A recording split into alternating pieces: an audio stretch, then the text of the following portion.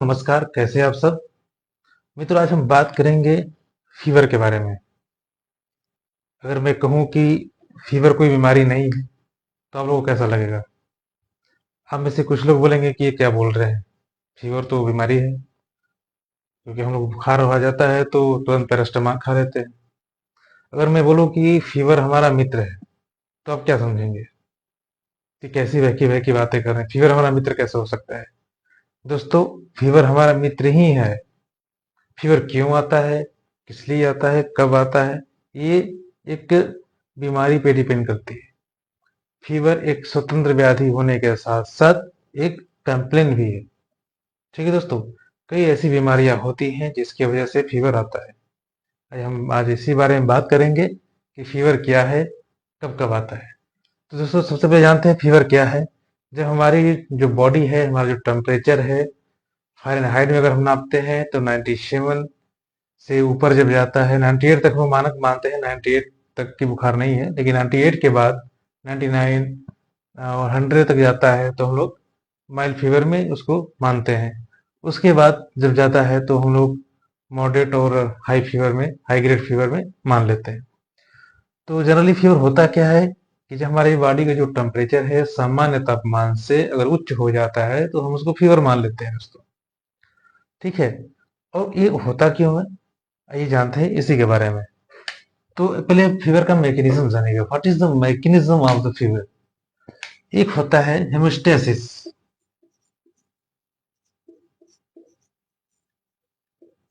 Haemostasis हेमोस्टेटिस क्या करता है दोस्तों? हमारे जो बॉडी का जो टेम्परेचर है उसको मेंटेन करके रखता है हेमोस्टेसिस। ठीक है, जैसे आपने सर्दियों में देखा होगा कि सर्दी में जैसे भी हम कपड़ा निकालते हैं, हमारी बॉडी खुद को गर्म रखने की कोशिश करती है। यानी सर्दियों में हमारा जो शरीर होता है गर्म रहता है। जैसे हम गर्मी के मौसम में आते हैं, आप देखिए कितना भी गर्मी पड़े, आपकी बॉडी क्या हिट होती है? नहीं होती। शरीर ठंडा ही रहता है, क्योंकि ये हेमोस्टेसिस की प्रक्रिया की वजह से हमारी जो बॉडी की टेम्परेचर है वो मेंटेन होती है दोस्तों। ये जब डिस्टर्ब होती है तो टेम्परेचर बढ़ने लगता है, अनकंट्रोल हो जाता है, जिसको हम लोग फीवर मान लेते हैं। अब ये कब कब डिस्टर्ब होता है, इसी चीज को हमको देखना है दोस्तों। जब भी हमारे बॉडी में कोई बैक्टीरियल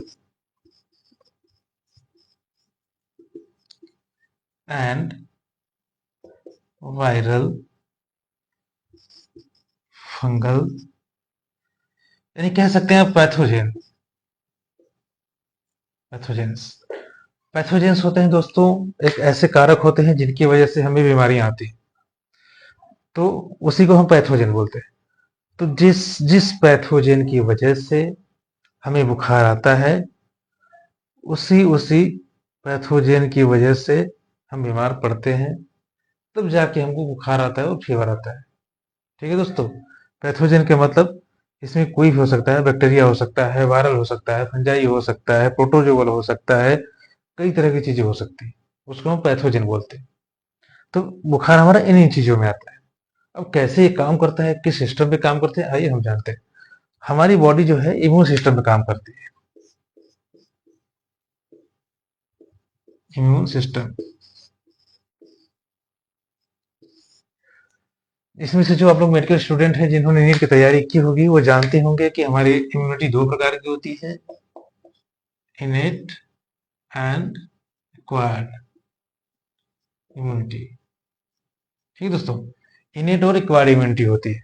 तो उसको हम गहराई में ज्यादा नहीं जानेंगे, हम सीधे इम्यून सिस्टम में बात करेंगे। हमारे जो इम्यून सिस्टम होती है, T lymphocyte, B lymphocyte and जिसको बोलते हैं लिकोसाइट्स और डिफरेंशियल लिकोसाइट्स, जिसको हम डब्ल्यूबीसी यानी आप लोग टीएलसी के नाम से जानते हो, जो रिपोर्ट पढ़ते हो। तो ये सब तमाम तरह के इम्यून सिस्टम के पार्ट्स है। डिफरेंशियल लिकोसाइट्स में अगर हम देखेंगे तो नेट्रोफिल, बेसनोफिल, एसोफिल, मोनोसाइट्स, ये सब सीरीज जितनी चीजें हैं, ये सब हमारे इम्यून सिस्टम का ही पार्ट है जो रिस्पॉन्स करता है। जैसे आईजीजी वगैरह होता है, आपने सुना होगा आईजीजी का, इम्यूनोग्लोबुलिन, सुना होगा ना इम्यूनोग्लोबुलिन के बारे में। तो वो सब चीजें आगे की है, उसको अभी हम बात छेड़ करके वीडियो को लंबा नहीं करना चाहते। अभी मेरा टॉपिक सिर्फ है कि बुखार क्यों आता है।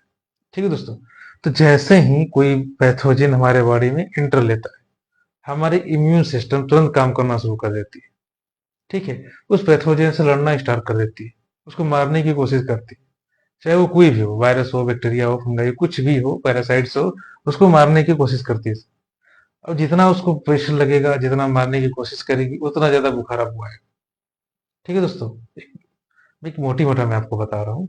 ठीक है, जैसे मलेरिया है, अगर मलेरिया की बात करें, मलेरिया है, मलेरिया के जो पैरासाइट्स होते हैं, वो जो प्लाज्मोडियम होता है हमारी बॉडी में जैसे इंटर करता है, हमारी इम्यून सिस्टम समझ जाती है, हमारी इम्यून सिस्टम रिस्पॉन्स करता है। ठीक है, रिस्पॉन्स करने के बाद अपने आप को हीट कर लेता है, यानी हेमोस्टेटिक सिस्टम को बताता है वो कि कोई बाहरी आदमी हमारे घर में घुसा हुआ है। तो हमारी इम्यून सिस्टम जागने लगती है, जाग करके तुरंत काम करना शुरू कर देती है कि भाई देखो कौन सा बाहर से कौन सा आदमी आएगा, उसको पकड़ो यार, कहाँ जा रहा है ये। तो हमारी इम्यून सिस्टम उठती है, उसको पकड़ने की कोशिश करती है, उसको मारने की कोशिश करती है। जो भी हो, बैक्टीरिया हो, वायरस हो, फंगाई, जो भी, उसको लड़ने की कोशिश करती है। तब वो जो चीजें होती है हमारे इम्यून सिस्टम पे प्रभाव डालती है। तब हमारा हेमोस्टेसिस जो होता है, उसका जो सिस्टम है, जो रिदम है, वो डगमगाने लगता है।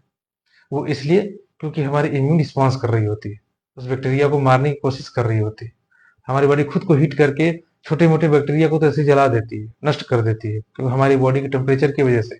क्योंकि कुछ बैक्टीरिया ऐसे होते हैं जो हाई टेम्परेचर में सर्वाइव नहीं कर पाते, तो हमारी जो बॉडी है खुद को हीट करके ऐसे बैक्टीरिया को मार देती है जो सर्वाइव ना करे।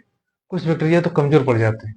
देखिए, ज्यादा बुखार आना, ज्यादा फीवर आना भी ठीक नहीं है, क्योंकि बॉडी बार बार जब हिट होगी, ज्यादा बीमार होंगे आप, ज्यादा फीवर आएगा, तो हमारा आरबीसी कम होने लगता है, चलने लगता है। ठीक है दोस्तों, तो ये है हमारा फीवर का सिस्टम होता है, इसी वजह से हमें बुखार आता है। रीजन यहाँ पे है। अब यहाँ पे लोग क्या करते हैं, तुरंत पैरास्टामॉल की गोली खाते हैं। तो फर्स्ट बार जब आपको बुखार आता है, तो आपको पैरास्टामॉल की गोली नहीं लेना है, आपको वेट करना है। अब वो बुखार हो ज़्यादा है तो उतारने के लिए आप कोल्ड स्पंजिंग कर सकते हैं। कोल्ड स्पंजिंग क्या होता है, नॉर्मल पानी ले लीजिए, कॉटन के कपड़े में लग उसको भिगो लीजिए, उसको गार के पूरे बॉडी को, पैर को, हाथ को, सर को आप ढक सकते हैं। छाती को बचाएं। ठीक है दोस्तों, क्योंकि छाती पर ज़्यादा आप ठंडा पानी रखोगे, पानी बार बार रखोगे, तो इन्फेक्शन का खतरा होता है, खांसी बढ़ सकती है, सांस फूल सकती है, और तमाम तरह की समस्याएं हो सकती है। तो ये सब चीज़ें होता है। और जो बुखार आने का जो रीज़न होता है, कभी कभी किडनी डिजीज में आ जाता है, और आरएचडी वगैरह में, रूमेटॉइड हार्ट डिजीज में भी हो जाता है, और कई तरह की बीमारियां हैं जिसमें ये चीजें होती रहती है। मिला जुला के हमारे इम्यून सिस्टम पर रिस्पॉन्स होता है दोस्तों। ठीक है, यही सब रीजन है। तो वीडियो कैसा लगा, कमेंट बॉक्स में बताइएगा। ये मेरा एक छोटा सा प्रयास है आप लोगों को समझाने का। ठीक है दोस्तों, मिलते हैं अगले वीडियो में।